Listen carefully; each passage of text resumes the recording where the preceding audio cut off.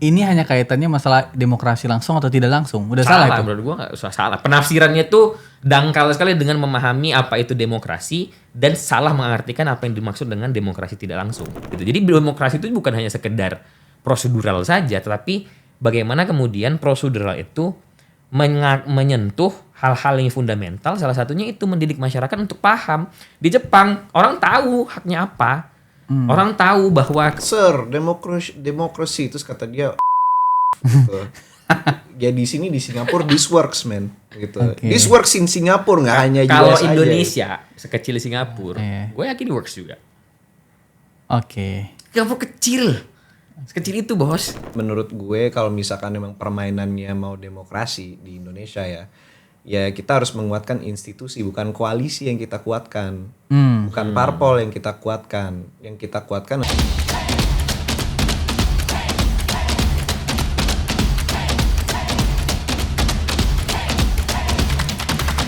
Oke, halo pemirsa Retorika Show, kembali lagi bersama gua Belmondo Scorpio, dan hari ini gua bersama dua teman saya yang umurnya masih tergolong muda, Gen Z. Satu dari pemilik kanal Best Indonesian Show, Buzzer, Halo, gue sebenarnya 20 tahun. 20 tahun. Satu lagi teman gua, Haikal dari Perludem. Ya, Selamat datang kawan-kawan. Salam perjuangan. Salah berjuang. Nanti lu potong tuh.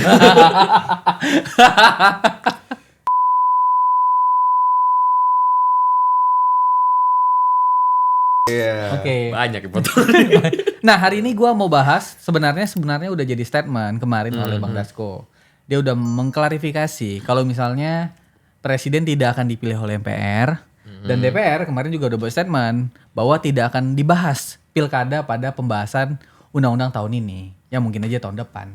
Walaupun tidak dibahas kan kita pernah berbicara, niat kan bisa ditunda gitu kan. Kan begitu. Tapi kita mulai dulu deh. Dari pilkada nggak langsung yang terjadi di kepala daerah. Gue yakin Haikal sama Buzzer juga mengikuti. Bagaimana nasibnya jika kepala daerah dalam hal ini wali kota dan bupati dipilih oleh DPRD. Ada yang mengatakan, salah satunya Pak Prabowo, ini salah satu untuk efisiensi. Biar tidak mahal. Ya.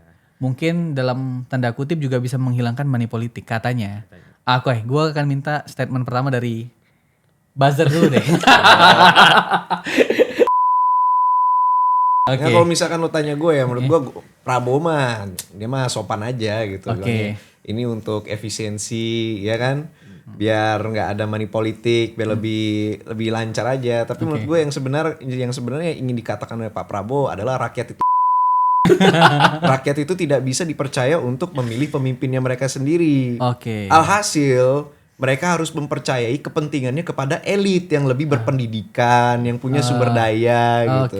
Yang memahami apa sih kebaikannya untuk semua orang gitu. Jadi ada kepercayaan bahwa kepala daerah ini pantas juga sebenarnya dipilih oleh elit karena punya tingkat pendidikan yang mungkin yang lebih baik gitu ya. Iyalah, mereka lebih bijak, lebih berduit gitu. Intinya mereka lebih mampu lah untuk bisa memilih gitu. Mereka pergi ke sekolah, sekarang lihat rakyat. Kadang SD aja kagak bisa nyampe gitu. Berarti lu setuju atau gak setuju nih? Ya setuju lah. Setuju? Iyalah. Ini harus dikedepankan. Oh gitu. Kalau tidak dikedepankan, demokrasi akan menjadi kehancuran Indonesia, bos. Nah, ini memang Buzzer memang begitu. Iya. Perannya memang begitu. Memang harus menggaungkan apa yang dibilang penguasa gitu. Lu gimana tanggapannya? Tapi ada make sense-nya. Demokrasi memang hadir bagi masyarakat yang sebenarnya dikategorikan cukup cerdas. Jika demokrasi hadir pada satu kaum atau bangsa yang dimana pemilihnya tidak cerdas, itu juga bisa jadi semacam pisau bermata dua gitu. Lu gimana? Bahasa lu kayak sabda gitu. Gue mau tambahin nih. Gimana nih tuh? Prabowo sudah menyadari bahwa masyarakat Indonesia kok karena dia platformnya itu dia itu bisa menjadi presiden karena platform yang dipilih adalah platform MBG. Itu kan program populis gitu. Gue yakin Pak Prabowo ini cerdas, dia paham, dia belum ngasih tahu nih teknis mekanismenya gimana untuk menjalankan MBG. Kok tiba-tiba gue udah dipilih? Indonesia gitu. Berarti memang sepantasnya nih mereka tidak bisa. Nanti gitu. editor gue capek motongnya, jangan kebanyakan. Sikit-sikit aja. Iya. Gimana tanggapan lu, Kal? Kalau gue melihatnya nilai-nilai yang bakal kalau terjadi. gue malah ngelihatnya bahwa ini karena elit-elit nggak mau kemudian kepentingannya terganggu aja. gitu. Kalau misalnya dipilih oleh DPRD, gitu, dia kan bisa dikondisiin tuh. Mereka bisa ngatur DPRD-nya harus berkata apa, anggota DPRD-nya akan ikutin apa kata pimpinan partainya. Ya udah tuh nggak ada kanan lagi yang namanya ya demokrasi, pendidikan politik itu udah akan jadi Kan omong kosong demokrasi aja. tidak langsung, itu juga demokrasi. Ya sekarang gini deh, kalau kita bicara demokrasi tidak langsung, emang ada negara di dunia ini yang pakai demokrasi langsung? Kan jawabannya nggak ada. Demokrasi nggak langsung itu adalah ketika rakyat menjalankan pemerintahan atau penyelenggaraan negara dengan memilih wakil-wakilnya. Itu demokrasi tidak langsung. Nah, nggak ada di negara di dunia ini yang pakai yang namanya itu demokrasi langsung. Oke. Jadi penafsiran demokrasi langsungnya ini udah salah gitu loh. Oh berarti selama ini yang beredar, kan biasanya orang nangkap begini, Iya. demokrasi langsung itu adalah demokrasi masyarakat Milih langsung, itu milih enggak. langsung kepala daerah. Yang jadi tidak langsung adalah ketika masyarakat nggak punya hak lagi memilih kepala daerah dipilih oleh DPRD. Nah, gini, jadi lu jelaskan dulu biar gua nggak salah Gini, sangka juga. Gini, demokrasi. Kalau gua tahu gua satu kelas sama dia, gua kan hanya sebagai host. Ini demokrasi itu kan adalah pemerintahan yang berasal dari rakyat, dijalankan oleh rakyat dan kembali kebaikannya untuk rakyat. Oke. Kira-kira sederhananya kan begitu tuh. Uh-uh. Nah, demokrasi itu apakah ada yang dijalankan secara langsung? Jawabannya itu nggak ada. Kenapa? Karena nggak mungkin lah gitu ya. Semua rakyat itu yang memegang kedaulatan itu melaksanakan penyelenggaraan negara. Nah, oleh karena itu dipilihlah wakil-wakilnya. Itulah yang disebut dengan demokrasi tidak langsung tadi. Nah, jadi kalau dipahami selama ini adalah kayak demokrasi, kalau dipilih DPRD kan udah demokrasi nggak langsung, itu bukan demokrasi lagi namanya. Kalau ketika kita berbicara dalam konteks ada kedaulatan di sana, nah gitu. Dalam konteks yang lebih sebenarnya gini ya, dalam konteks yang lebih dalam lagi. Itu dibagi dua yang terkait dengan sistem pemerintahannya. Nah, demokrasi tidak langsung itu yang jamak digunakan di dunia itu ada namanya sistem pemerintahan presidensial, ada namanya sistem pemerintahan parlementer. Kalau sistem pemerintahan presidensial, eksekutifnya itu juga dipilih secara langsung oleh masyarakat. Nah, kalau di parlementer, eksekutifnya nggak dipilih secara langsung. Legislatifnya aja. Legislatifnya akan memberi yang diberikan mandat untuk memilih eksekutifnya. Nah, Indonesia pakai apa sekarang? Presidensial kan. Makanya menjadi nggak logis kalau seandainya kemudian kepala daerah dipilih oleh DPRD. Oke. Makanya kalau menurut gua ini tuh bukan masalah efisiensi lah, ini bukan masalah money politik lah, ini bukan masalah karena masyarakat belum bisa memilih segala macam. Ini kepentingan elit. Oke. Bahwa dengan melalui pilkada, melalui DPRD, kepentingan elit akan jauh lebih mudah untuk terjaga. Berarti kalau kepala daerah dipilih oleh DPRD ini udah nggak demokrasi menurut lo? Menurut gue udah gak demokratis lagi. Gak ada lagi nilai demokrasi di sana. Kenapa? Karena demokrasi itu harus diterjemahkan berdasarkan beberapa hal fundamental. Salah satunya itu tadi sistem pemerintahan apa yang kita gunakan. Oke, berarti salah dong kalau misalnya ada orang yang mengatakan ini hanya kaitannya masalah demokrasi langsung atau tidak langsung. Udah salah itu? Menurut gue gak salah. Penafsirannya tuh dangkal sekali dengan memahami apa itu demokrasi dan salah mengartikan apa yang dimaksud dengan demokrasi tidak langsung. Oke. Dangkal. Gimana lu menanggapinya nih? Gue menafsirkan Bazar. demokrasi itu juga. Lu kasih lu tafsiran lu Bazar. Demokrasi itu secara etimologis artinya kan demos dan kratos kan. Inilah. Tapi setahu gue tuh demos dan kratos itu karakter dari God of War. Kenapa jadi sebuah tatanan pemerintahan? Gue nggak ngerti nih. Gitu. Gue benar-benar nggak ngerti Dari kenapa kecil kita udah main bisa PS2 sampai nih. titik ini bos. Game Gitu. God of War bener Jadi menurut gue nih, ya sudah lah kepentingan elit ya biarin lah, kasih dikit-dikit aja lah, masa nggak dikasih sih kepentingan elit. Rakyat kan udah dikasih MBG, udah dikasih free medical check up, rakyat udah dikasih kue banyak banget, masa elit nggak kedapetan kue gitu. Elit kan juga manusia. Oke, berarti menurut lu penting juga elit mendapatkan bagian gitu. Elit itu juga manusia, mereka harus diberikan haknya juga, harus diberikan privilege-nya juga gitu. Mengapa tidak? Gitu. Tapi banyak loh, ini datanya yang bilang kemarin ya, gue pernah baca ya dari LSI DNIJA atau SMRC, LSI DNIJA deh kayaknya. 80% sekian Gen Z itu nggak setuju sama kepala daerah yang dipilih oleh DPRD. Karena rasa-rasanya semakin jauh pemimpin-pemimpin daerah ini dengan masyarakat sekitarnya. Kalau memang kita tadi kayak yang lu bilang, udah kasih elit aja deh. Kayaknya ini juga mainan elit gitu ya. Lu sebagai warga negara lu kota mana sih tinggal? Anggaplah lu tinggal di Tangerang, anggaplah. Lu peduli nggak sih sama kepala daerah yang lu pilih atau lu mempertanyakan gak sih program yang terjadi di daerah lu gitu? Alasan kenapa Kita mulai dari yang individu dulu ya, alasan pribadi dulu ya. Alasan kenapa orang tuh sangat ingin bersikeras memilih pemimpinnya sendiri karena mereka bisa mendapatkan kehidupan yang lebih baik dan lebih layak gitu. Oke, bener ya. Nah, artinya apa? Sama ini kan mereka nggak mendapatkan kehidupan yang baik dan layak sampai mereka bersikeras gue pengen milih pemimpin gue sendiri gitu. Karena apa? Karena Gen Z ini terlalu mikirin politik, gak mikirin kerjaan gitu. Kalau misalkan pemimpin-pemimpin kita nih udah bisa ngasih lapangan pekerjaan, gak akan ada yang mikirin politik. Oh, berarti pemimpinnya belum berhasil juga ngasih lawan pekerjaan. Iya. Pemimpinnya nggak berhasil gitu. Makanya nih ini menjadi sebuah refleksi bagi pemimpin ya. Lu kalau misalkan mau menggolkan ini barang ya, lu seenggaknya kasih lapangan pekerjaan biar orang pada fokus kerja, nggak fokus politik gitu. Lu kasih dulu kesejahteraan, Kasih lu dulu kasih kesejahteraan, dulu Bos. pekerjaan, makanan, hidup layak sehingga Iya. masyarakatnya nggak memikirkan politik. Itu poin lu ya. Itu poin gue. Gimana lu menanggapi poin itu? Bentar dulu, gue mau nambahin nih Oh, ya. silakan lu Kasus tambahin contoh dulu. ya, Kasih contoh. Kasus contoh, Jepang kan jadi makmur walaupun banyak sekali angka bunuh diri karena ekonominya itu terus pas tahun 80-an 90 tahun 60-an 70-an 80-an itu terus growing dan akhirnya itu berkontribusi kepada mental pekerja-pekerja di situ yang akhirnya berkontribusi kepada statistik kenapa banyak orang bunuh diri gitu. Jadi bunuh diri itu cenderung ada korelasinya dengan ekonomi yang bertumbuh gitu. Oke. Nah, tapi ekonominya tetap bertumbuh, Bos. Dan kita lihat nih di politiknya nih. Dari tahun 1955 sampai tahun sekarang, partai mana sih yang memimpin Jepang? Liberal Democratic Party, bro. Mereka gak turun-turun tuh partai itu.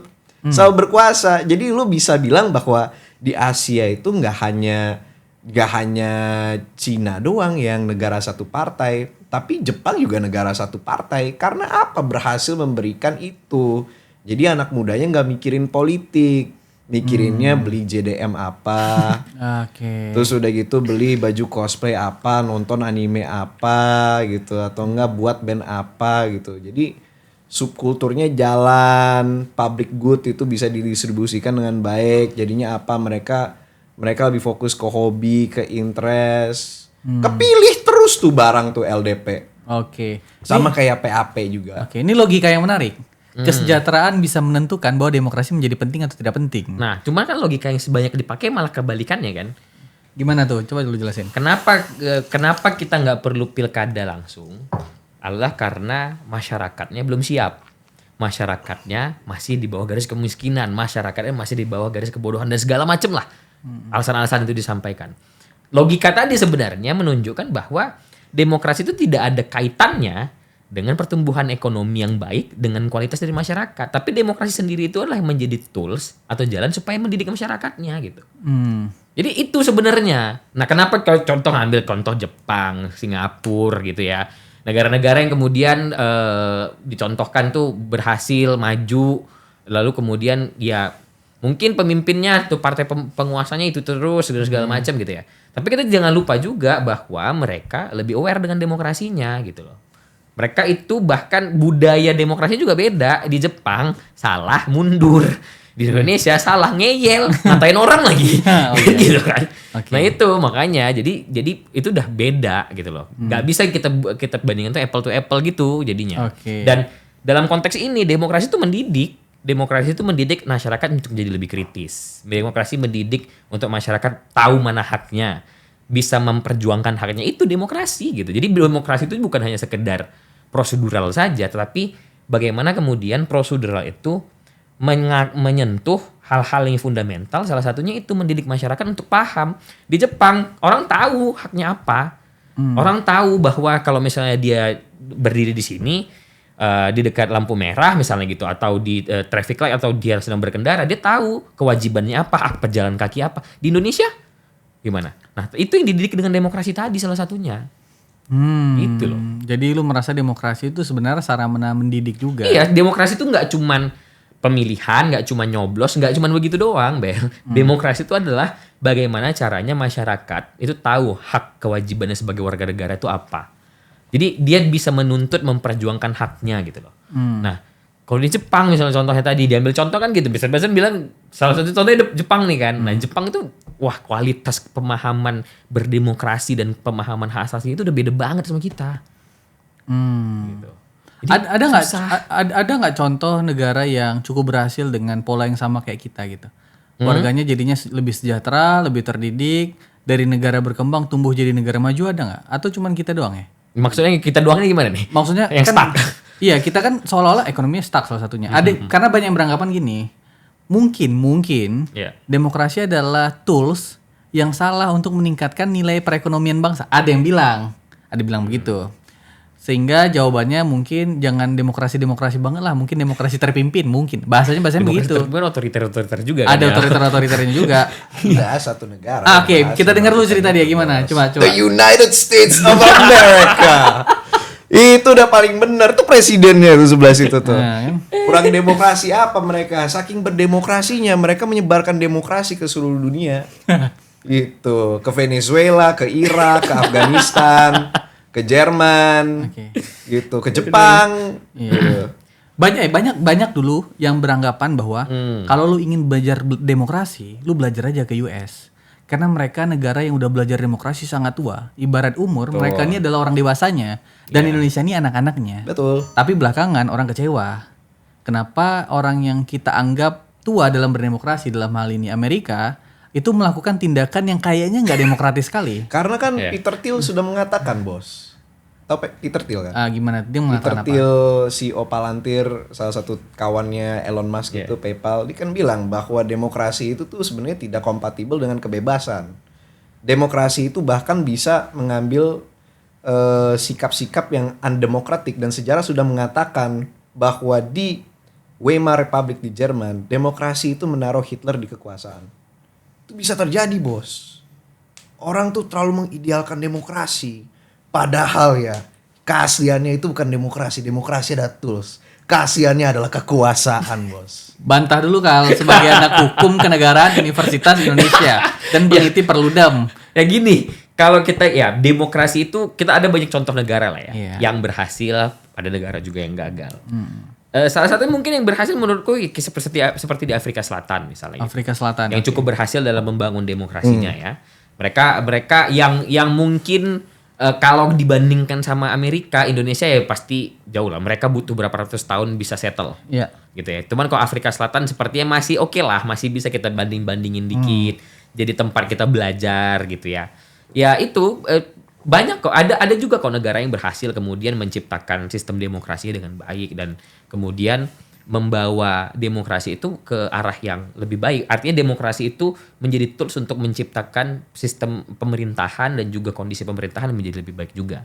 Nah masalahnya adalah kalau misalnya kita contohkan seperti gue juga nggak menafikan ya bahwa demokrasi terkadang bisa melahirkan orang-orang kayak Trump. Oh iya. Trump itu adalah orang yang lahir dari demokrasi, makanya Stephen Levitsky sama Daniel Ziblatt itu di dalam bukunya How Democracy Die itu kan menyampaikan bahwa demokrasi ketika dia menemui titik jenuh dan kemudian isu populis serta perkembangan dari teknologi yang kemudian semakin berkembang ini, dia bisa melahirkan orang-orang seperti Trump.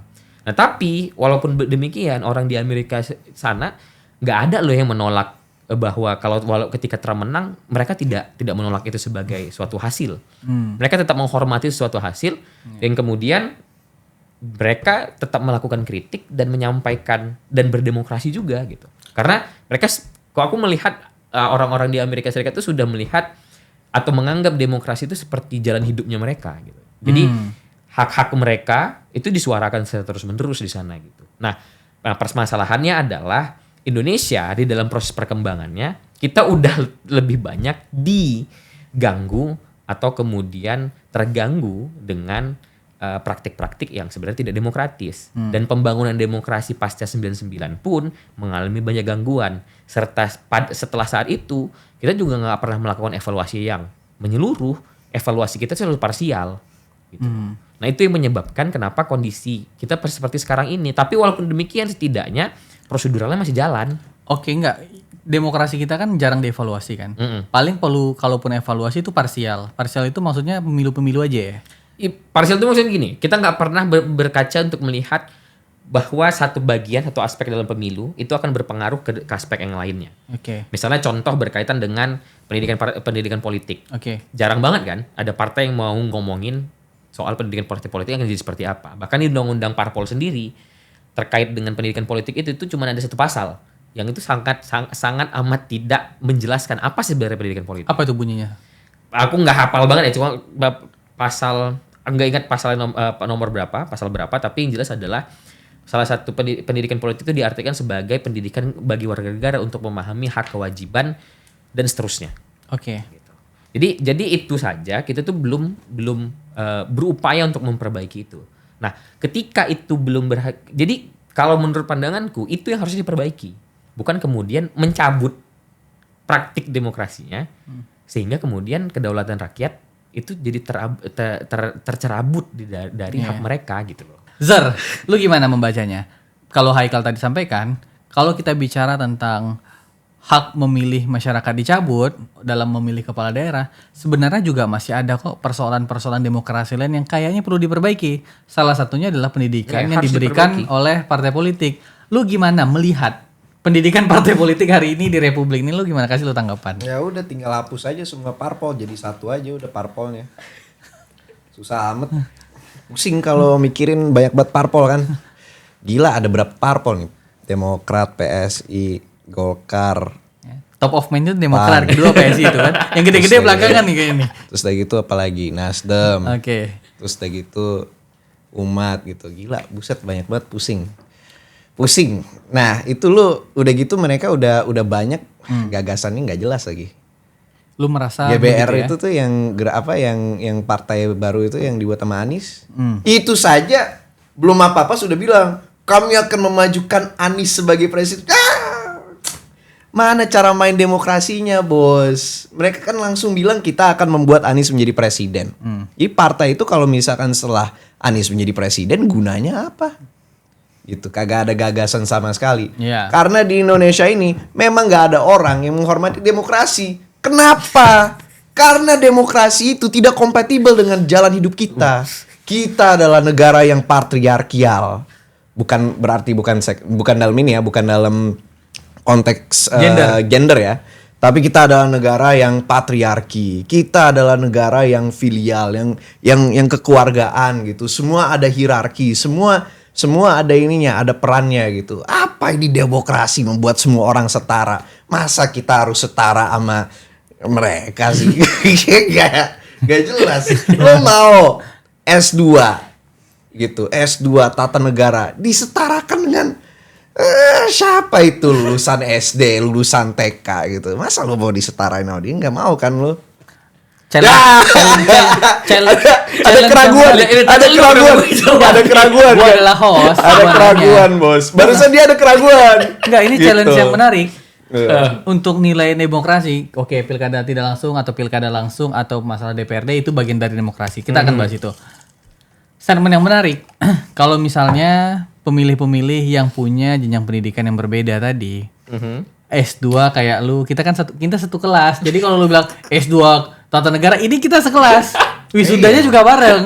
Jadi jangan lihat gue, lihat dia juga gitu kan. Iya. Nah, pertanyaan gue, gimana lu menanggapi bahwa ternyata ada juga pemilih yang tidak datang dari pendidikan yang di dalam kategorikan kayaknya tidak cukup baik gitu. Lu gimana? Kalau gue boleh ini ya menambahkan kepada pertanyaan itu ya. Iya. Gimana rasanya kalau misalkan lu udah capek-capek nih kuliah nih, gila pendidikan udah keluar, lu udah capek tes, debat debat ketemu Prof Jimli Ashidik gitu, ngobrolin gagasan, tiba-tiba lo kalah sama orang yang pernah jadi supir taksi, supir angkot, gitu. Bukan gak ada masalah sama supir angkot atau supir taksi, tapi kan Ahmad Saroni supir, Bahlil supir, gitu.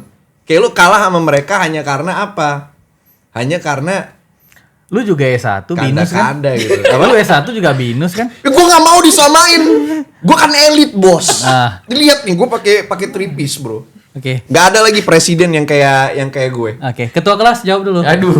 Gimana lu melihat nilai-nilai ini cukup fundamental karena kalau orang tua mungkin jawabannya cukup wise lah untuk melihat sesuatu. Tapi kalau Gen Z kan suka mempertanyakan itu dong jadinya. Yeah. Dan itu perlu dijawab tuh. Gen Z pasti ada juga yang berpikiran sama seperti Buzzer. Menurut lu gimana tuh cara memberikan jawaban terbaik tuh? Kalau ada yang nanya itu gitu. Waduh, susah ya pertanyaannya. Ya kan ini masalah demokrasi juga kan? Itu sering dibenturkan ya bahwa ada ada ketimpangan pemahaman, pengetahuan ya. Sebenarnya bukan pemahaman pengetahuan lah, tapi lebih ke jenjang pendidikan, pengalaman terhadap kemampuan seorang untuk menganalisa dan menentukan pilihannya. Nah, tapi itulah indahnya demokrasi. Demokrasi itu nggak membandingkan yang lulusan SD, lulusan SMP dengan lulusan S2, S3 dalam konteks memilih. Karena apa? Karena kemampuannya untuk mengenal si calonnya atau wakilnya itu bisa jadi sama. Atau bahkan dia bisa lebih mudah untuk memahami apa kebutuhannya adalah orang-orang yang kemudian jenjang pendidikannya ternyata nggak tinggi. Sehingga pertimbangannya itu lebih real dibandingkan yang jenjang pendidikannya tinggi. Nah, gua nangkep. Nah, dalam konteks itulah indahnya malah berdemokrasi. Ketika kita memberikan satu suara kepada setiap orang, itu nilainya sama. Jadi dia tidak akan marginalisasi orang-orang yang punya pendidikan dengan yang tidak. Gitu. Ini maksudnya begini ya, kalau misalnya ini simulasi. Kalau misalnya ada satu pemimpin dan ada satu kota yang punya hak untuk memilih, anggaplah di sana ada orang yang bersekolah dari SD, SMP, SMA, S1, S2, terus di sana orang melakukan pemilihan, kan bisa aja motif orang untuk memilih kan banyak. Ada yang motif memilih karena wah ini ganteng, ya hak dia. Itu bebas aja gitu. Tapi kalau misalnya ada driver angkutan umum gitu ya memilih karena kayaknya hak angkutan umum harus lebih dihargai dengan pendapatan yang lebih baik. Misal di kota itu banyak juga angkutan umum. S2-nya sedikit. S2-nya merasa kayaknya gaji-gaji dosen harus ditingkatkan. Ketika itu adalah sistem demokrasi, hak angkutan umum menjadi lebih banyak karena mayoritas dan bisa memilih pemimpin yang sesuai dengan keinginan mereka. Sederhananya gini. Terkadang melalui demokrasi kita bisa memilih siapa yang kemudian bisa merasakan apa yang kita rasakan. Nah, kalau kita melalui contoh tadi dalam konteks pilkada misalnya ya. Dia dipilih oleh DPRD, bisa aja kan orang dari tempat A, kota A, terus dia dipilih untuk kota B.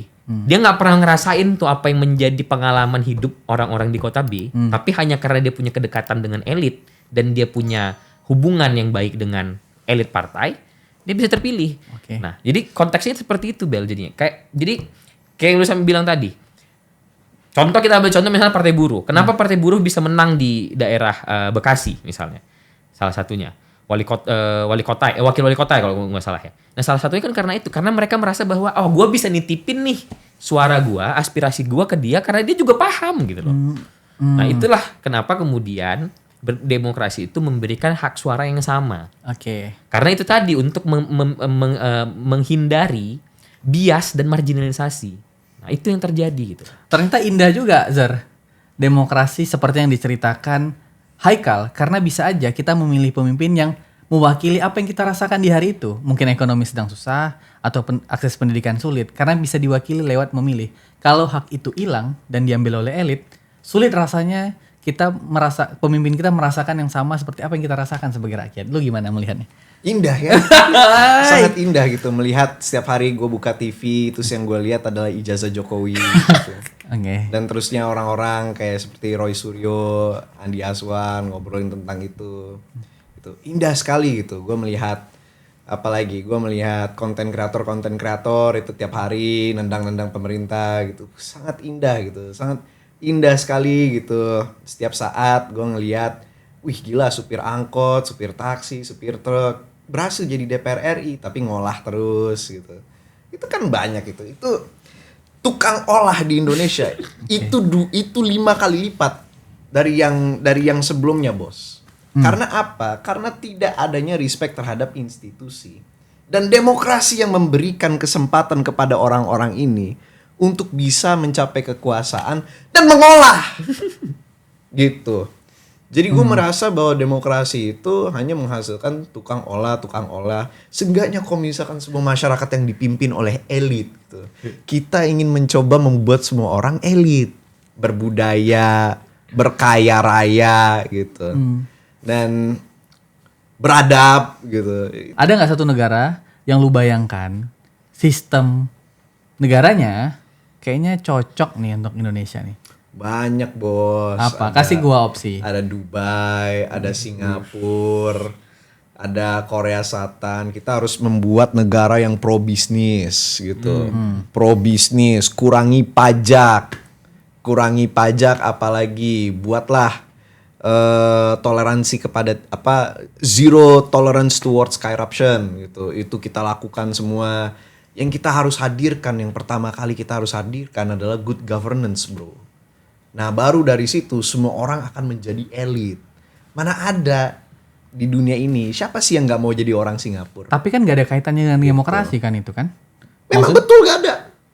Kan nggak ada, maksudnya ya demokrasi boleh aja, silahkan. Tapi yang perlu diperbaiki jadinya konteks yang lain, yaitu kesejahteraan. Ya kalau gue sih seleksinya sih ya, gue kan Asian values ya. Asian value ya. Gue Asian values ya. Asian value. Gue inget Lee Kuan Yew tuh pas waktu itu ke Amerika ditanyain, but sir, demokrasi, terus kata dia gitu. Ya di sini di Singapura this works man gitu. Okay. This works in Singapura, nggak hanya Kalau US aja. Indonesia sekecil Singapura, Iya. gue yakin works juga. Oke. Singapura kecil, sekecil itu bos. Itu kayak ya dibandingin sama Jakarta aja tuh jauh ya gitu. Iya. Setitik gitu loh Singapura gitu. Bukan berarti merendahkan maksudnya apa ya. Cuman memanage Singapura itu akan jauh lebih mudah pasti daripada memanage Indonesia. Oke. Gitu loh. Maka dari itu kalau demokrasi di Singapura mungkin bisa jauh lebih baik, maksud lu gitu? Malah kalau kita yang dilihat praktiknya sekarang, mereka itu cenderung akan lebih otoriter. Kenapa? Karena kalau dengan kebebasan misalnya diberikan besar gitu ya, bisa pecahnya bahaya karena mereka itu negara yang kecil gitu. Nah tapi dalam konteks Indonesia kita tuh kan banyak gitu, kita beragam.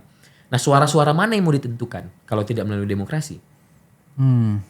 Apa yang dibutuhkan teman-teman di Sumatera, apa dibutuhkan teman-teman di Kalimantan sama di Jawa kan pasti beda. Nah kalau nggak dengan saluran demokrasi itu semua nggak akan sampai. Beda, tapi yang menang tetap mayoritas Jawa kan? Mayoritas Pulau Jawa. Ya mayoritas ya karena Pada akhirnya walaupun Sumatera punya kepentingan, gue challenge nih ya. Pada akhirnya walaupun Sumatera punya kepentingan, Kalimantan punya kepentingan, Sulawesi punya kepentingan, Papua punya kepentingan, karena kita sistem demokrasi, yang menang tetap mayoritas, dalam hal ini Pulau Jawa. Gimana lu menanggapinya? Kepentingan Jawa jadinya menjadi lebih penting dibanding kepentingan Sumatera dan Kalimantan. Nah makanya lah sebenarnya kalau kita lihat konstruksi gimana kemudian demokrasi itu dibentuk, itu menjadikan suara-suara itu semuanya bernilai, gitu loh. Walaupun gua nggak menafikan ya bahwa mayoritas penduduk di Jawa itu menjadi dalam tanda kutip dalam kontestasi elektoral itu akan menjadi sangat menentukan. Iya. Tapi jangan lupa loh bahwa suara-suara di provinsi lain itu juga menjadi penting. Kenapa? Karena ada klausul bahwa presiden itu harus memenuhi minimal 20% dari separuh provinsi. Gitu. Nah artinya apa? Persebaran itu penting, gitu loh. Nah dan kalau tanpa demokrasi akan semakin tidak tersalurkan lah suara-suara itu. Yakin lah. Oke. Akan terjadi sentralisasi pasti. Lu merasa demokrasi yang saat ini sudah ada di Indonesia itu udah apa ya? Udah bagus? Atau perlu ada perubahan kayak udah kayaknya kita jadi negara yang kapan sih negara bagian kayak US tuh disebut apa sih? Federal gitu. Apakah ada pola-pola, apakah perlu mengkaji? Nah, itu pertanyaan gua. Bentuk-bentuk demokrasi federal misalnya atau demokrasi yang udah ada sekarang kayaknya bagus yang udah sustain kayak sekarang deh. Cuman yang perlu diperbaiki hal lain, nggak perlu sistemnya. Kalau kita berbicara soal bentuk negara, sebenarnya kan perdebatan itu sudah ada sejak sebelum kemerdekaan ya. Ya, Bang Fahri Hamzah juga dulu teriaknya federal. Ya kita mau jadi negara apa gitu kan. Kompatibilitas kita dengan konteks pada saat itu kita ingin jadi negara kesatuan kah atau kita ingin jadi negara federal seperti Malaysia misalnya dan sebagainya macam.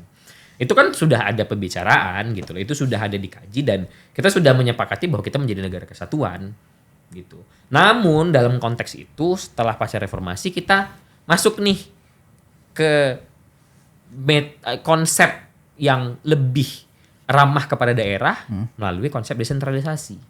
Nah, salah satu yang dibicarakan dulu pada saat merubah itu adalah bagaimana kemudian caranya supaya masyarakat daerah itu juga bisa bersuara, juga bisa menyampaikan pandangannya sehingga proses pembangunan itu tidak tersentralisasi di Jawa aja. Setelah kemudian lahir DPD misalnya. Dan salah satunya kenapa kemudian kita masih mempertahankan atau mendorong pemilihan kepala daerah secara langsung adalah untuk menjalankan desentralisasi itu. Dengan melalui pemberian kedaulatan ataupun pemberian hak kepada masyarakat daerah untuk memilih pemimpinnya sendiri, dia akan punya kecenderungan untuk lebih bisa menentukan arah masa depan daerahnya dalam konteks desentralisasi dan juga otonomi.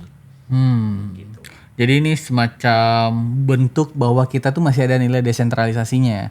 Salah satunya daerah-daerah tadi bisa memilih, menentukan arahnya masing-masing. Bukan kita ada bentuk desentralisasi, memang itu yang kita pilih untuk memiliki. Jadi di dalam negara kesatuan itu kan ya ada desentralisasi. Kenapa? Karena supaya tidak tersentralisasi semuanya ke pusat gitu. Dan pilihan untuk tidak kemudian menjadi negara federal itu adalah keputusan setelah pertimbangan yang panjang kan. Nah, tapi balik lagi, apakah kemudian itu bisa dibicarakan? Kalau kita lihat undang-undang dasar kita itu kan bukan sesuatu yang kemudian bisa diubah kan. Bentuk negara kesatuan itu adalah sesuatu yang kemudian dikunci bahwa itu tidak akan pernah bisa diubah sampai kapanpun di dalam undang-undang dasar pasca perubahan. Gitu loh. Jadi nggak mungkin tuh sistem negara yang udah demokrasi saat ini dirubah-rubah lagi kan udah nggak bisa tuh ya, udah sulit ya. Sistem negara demokrasi kita bermasalah iya, tetapi berkaitan dengan bentuk pemerintahan dan bentuk negara kesatuan itu udah dikunci. Oke, lu gimana melihat bentuk pemerintahan? Apakah lu punya pikiran kayaknya kita rubah aja deh, kan lu kadang berpikir kayak nggak cocok deh kita sistem begini, rubah aja deh. Lu gimana melihatnya Mr. Bazar? Jadi federal gitu maksudnya. Misal menjadi federal atau misal udah otoriter aja sekalian. Ya otoriter aja sekali bener. Nggak bisa dipancing. Kalau emang kita pengen ngerasa ini apa? Kalau emang kita ingin ngerasa wah demokrasi, menanggapi pertanyaan lo ya. Kayak Cina misalnya, Bung Haikal gitu. Bung Haikal. Ya Bung Haikal ini. Bung Haikal. Nah ini kita aktivis bos. Iya. Nah kita nih katanya kan demokrasi di Indonesia nih sulit karena semua tersentralisir di Jawa. Kalau kata gua, public policy-nya itu sederhana, bro. Apa tuh? Kalau gua akan menjadi pejabat, gua akan mendesain sebuah public policy di mana TNI gua ajak kerja sama keluar dari barak. Terus udah gitu tuh orang-orang di daerah Jabodetabek tuh kita masukin ke truk. Udah gitu kita pindahin ke pelosok-pelosok secara massal gitu. Ini adalah kayak dulu ada deh begitu ya. Zaman dulu kayak ada apa ya nama programnya? Ada. Gue yakin ada gitu. Nah, ada itu menurut gue tuh ada contoh kebijakan public policy yang baik gitu. Kayak kita kirimin ke Papua, kita kirimin ke Kalimantan gitu. Ini pemerataan maksudnya. Suruh tinggal di sana gitu. Nah, ketika mau balik lagi ke Pulau Jawa harus pakai paspor. Gitu. Nggak boleh lo masuk Pulau Jawa. Pulau Jawa tuh harus ada kuotanya, bos. Nah, ntar di sana kan pasti ada konflik-konflik horizontal kan, adat, istiadat, etnis. Oke. Mereka harus asimilasi dengan adat istiadat yang di sana gitu. Dia orang Jawa pergi ke Kalimantan, jangan jadi orang Jawa, jadi orang Dayak gitu. Gua nggak membantah ya, karena Mr. Bazar punya banyak cukup pengikut yang banyak juga sepakat dengan logika-logika semacam ini. Benar kan ya? Apa? Ada kan yang sepakat dengan logika-logika. Enggak sih, kita di kolom komentar sosmed lu kayaknya agree ya. Enggak sih, prinsip gue tuh berubah, prinsip gue dan ideologi gue itu berubah, tergantung dengan gue lawan bicaranya siapa. Oke. Iya, gue tuh sentris sejati sebenarnya. Okay. Tapi hari ini gue merasa otoriter. Oke. Jadi gue akan mendorong pembahasan otoriter, dan nggak seru juga pembahasannya kalau misalkan dua-duanya dukung demokrasi. Iya, nggak seru kan? Tapi gue mau tanya lebih dalam dulu ke Mr. Bazar. Kan lu cukup banyak memberikan kadang satir, kadang penilaian yang cukup berbeda dengan lawan bicara. Misalnya hari ini ya. Tapi gue cukup penasaran dengan isi pikiran sejati lu nih. Sejati itu maksudnya? Atau jangan-jangan gue yang sebenarnya sepakat otoriter gitu ya? Jangan-jangan.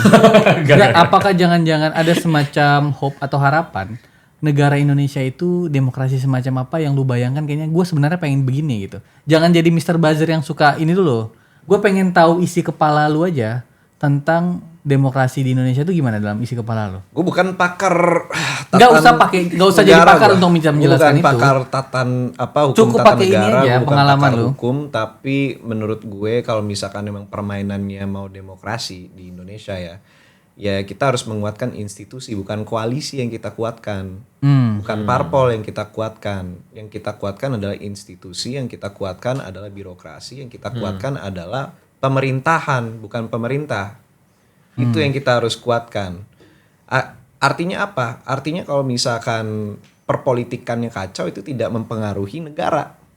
Karena tidak mempengaruhi negara sebegitu signifikan. Karena kebijakan, hukum, program, project segala macam itu dijalankan oleh pemerintahan gitu. Dijalankan oleh civil society-nya. Kalau misalkan kita ngomongin demokrasi macam apa, menurut gua parliamentary threshold-nya harus tinggiin.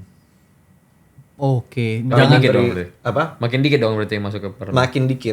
Makin dikit, tapi itu mencegah adanya permainan-permainan politik yang menurut gua kan 20 ya?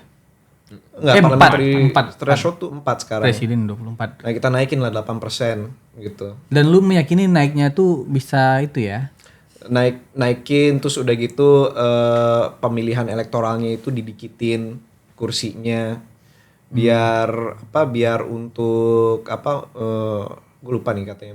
1 banding berapa sih DPR itu sekarang? Tadi lumayan gue ketemu Burhanuddin Muqtadi dan dia sempat bilang tentang dia ngasih solusi biar elektoral itu tuh nggak hanya masalah duit aja tapi juga masalah gagasan. Dan kalau nggak salah tuh dia bilang tuh kurangin kursinya deh. Kursi DPR. Kursi DPR Kan kalau sekarang nggak salah tuh dikurangin. 500-an kan? 540. 540. Itu kan 1 banding berapa suara tuh? Itu gimana pembagiannya tuh? Lu ingat nggak metodenya? Pertanyaan gue tuh kalau misalkan dikurangin kursi DPR, bukannya itu malah money politics semakin lebih banyak lagi ya? Iya kan 1 banding berapa masyarakat kan perwakilannya. Nah gue agak lupa tuh skemanya gimana, tapi skemanya bagus kan. Gue lupa skemanya gimana. Mungkin gue harus ngobrol lagi sama dia. Tapi skema itu berhasil, menurut gue tuh berhasil menjawab.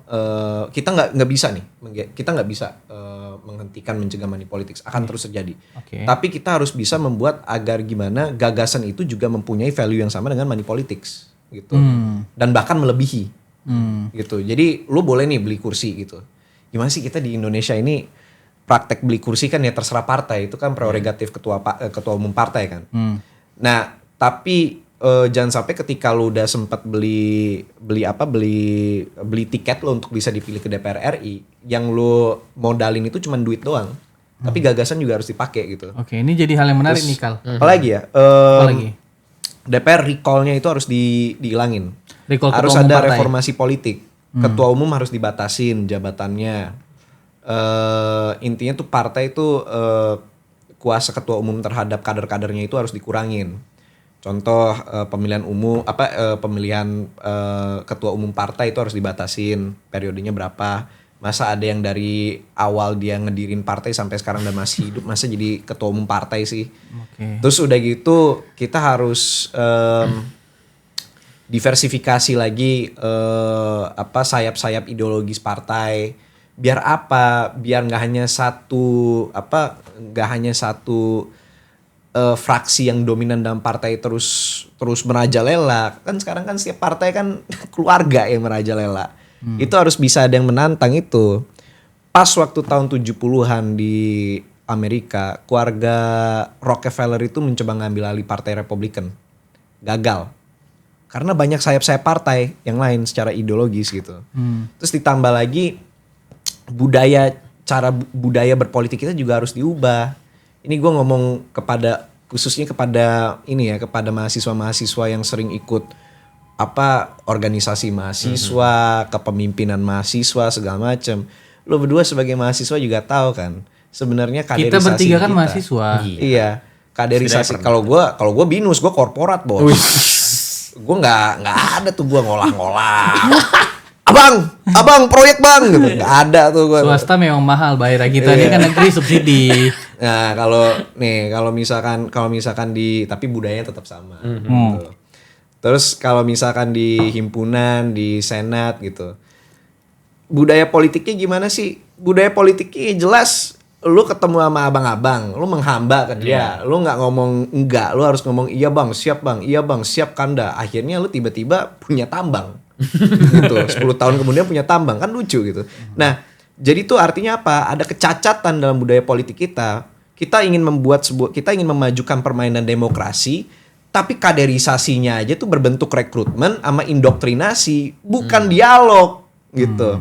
Kalau misalkan emang kita ingin membangun sebuah budaya demokrasi di kampus-kampus, itu himpunan, senat lebih banyak argumen. Lebih banyak ketidaksetujuan. Gue gak setuju gini. bukannya pecah buat himpunan baru, bukannya pecah buat BEM baru gitu. Itu kan sering terjadi. Jadi yang dari situ aja udah kelihatan budaya politiknya seperti apa. Demokrasi tapi kaderisasi. Demokrasi tapi menghamba. Demokrasi semua manusia setara, bos. Ngapain gue tunduk ke lu? Ngapain gue ngehamba ke lu? Gitu. Itu ya gue nggak kaget kenapa orang bilang feodalisme. Gue nggak kaget kalau misalkan gue sendiri berpikiran Indonesia mending otoriter ya. Karena apa? Buat gue bisa jadi anggota DPR, buat gue bisa deket sama Pak Prabowo, gue harus menghamba dulu ke Dasko. Buat gue harus bisa deket sama AHY, gue harus sekolah dulu di Tarnus sama senior-seniornya. Networking boleh lah, tapi jangan sampai selevel itu gitu. Wah, gua menangkap keresahan yang cukup holistik. Panjang. Dari budaya, kebiasaan, bahkan jenis lingkungan yang hari ini ada di dunia politik, bahkan kaderisasi partai politiknya, bahkan jenis partai politik, sehingga sebenarnya orang-orang seumuran buzzer, kita semua yang ada di sini memahami masalah yang sama, yaitu masalah budaya tadi salah satunya, dan sampai hari ini itu tidak berubah, dan nampak-nampaknya pun kapan berubahnya kita juga nggak tahu.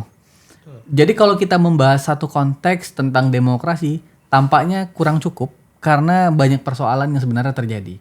Salah satunya kebiasaan budaya tadi.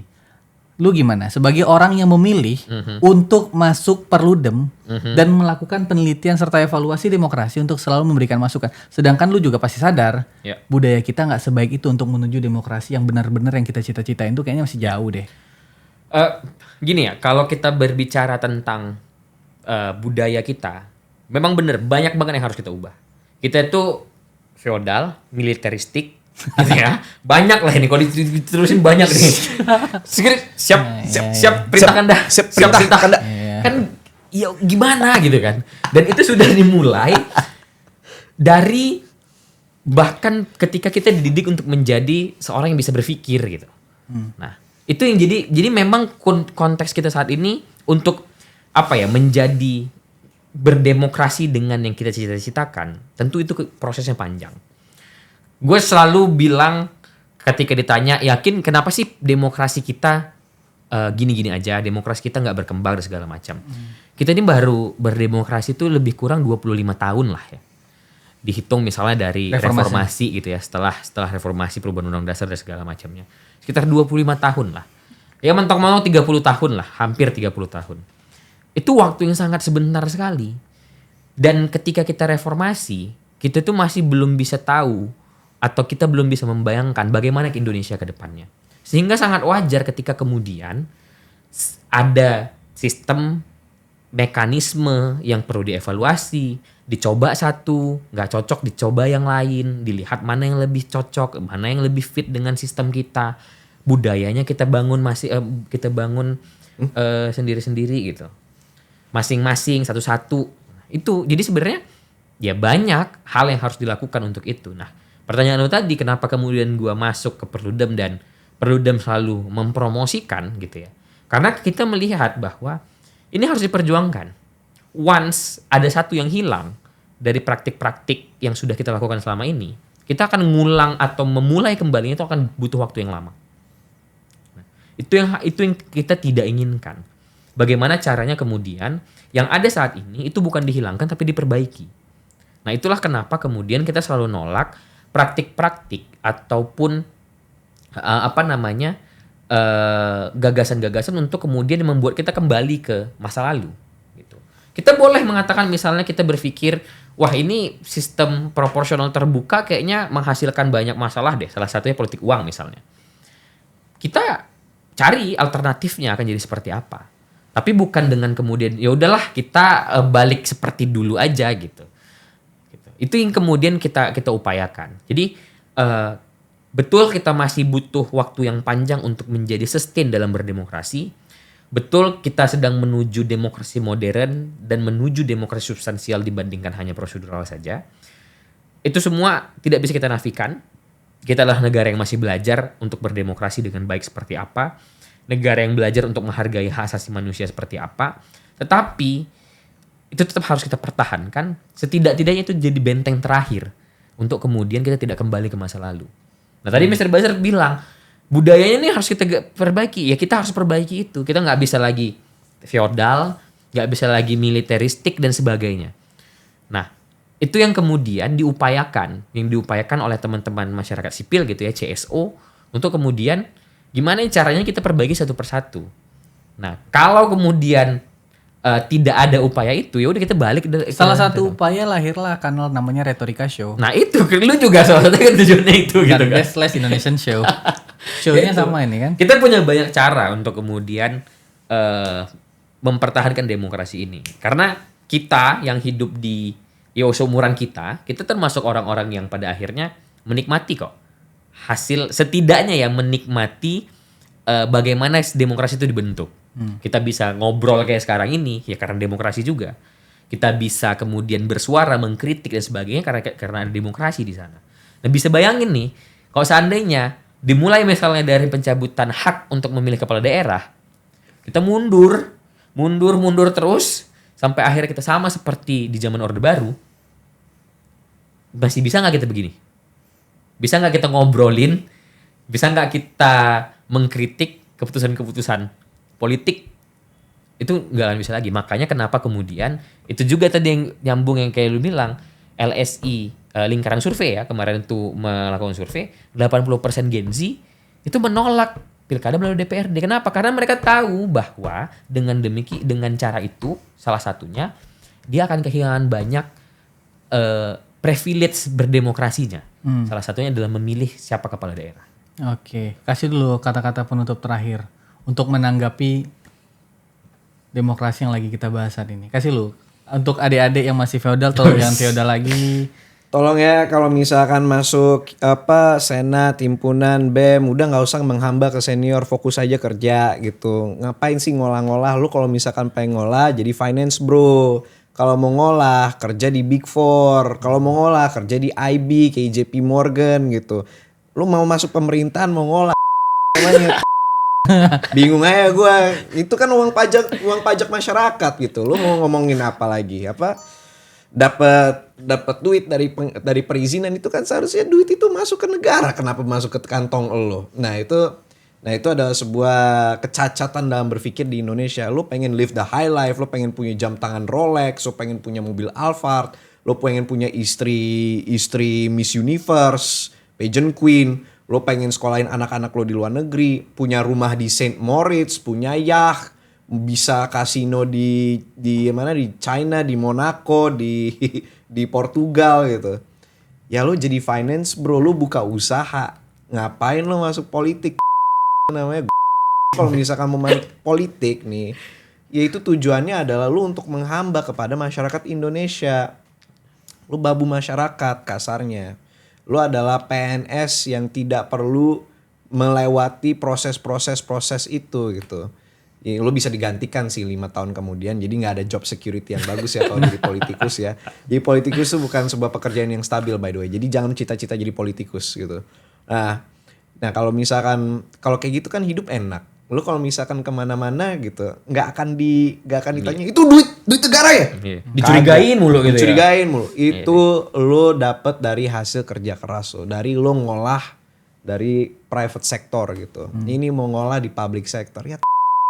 Kalau mau kaya jangan jadi pejabat ya. Kalau mau kaya jangan jadi pejabat. Kalau mau kaya jadi bisnismen, jadi inovator, jadi founder gitu.